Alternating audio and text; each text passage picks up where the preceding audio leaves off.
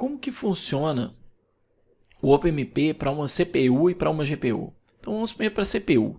CPU, quando você cria uma região paralelo,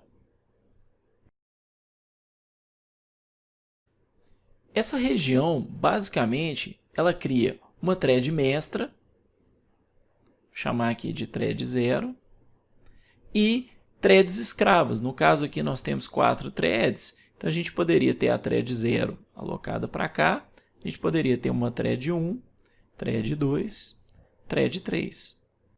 Quando a gente tem uma CPU só, não faz sentido a gente ter mais de um grupo de threads, ou um time de threads. Então, no caso da GPU, não, isso é diferente, porque a GPU ela é dividida em SMs, que são os Streaming Multiprocessors.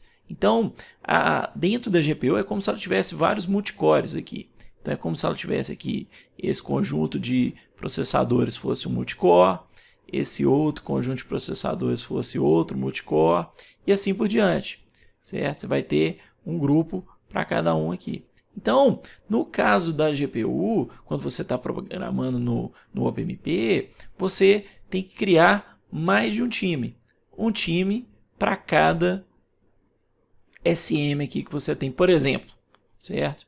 E aí, quando você cria esses grupos aqui, você precisa de uma nova diretiva, que é a diretiva Teams.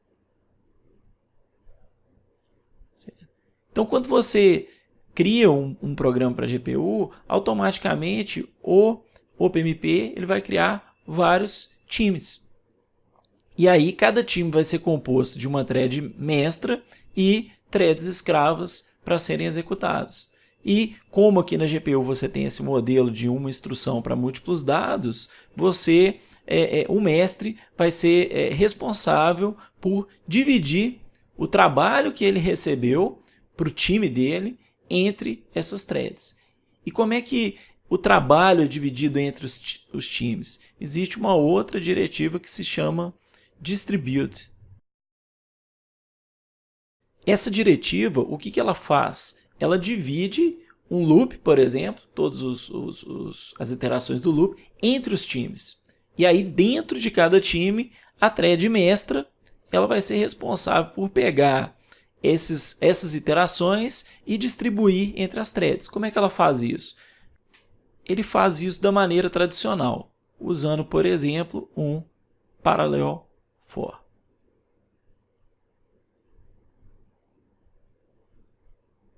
Então, na GPU, você vai ter esse nível a mais de threads. Então, você tem times, você cria times, cada time tem suas threads, a thread mestra e as threads escravas.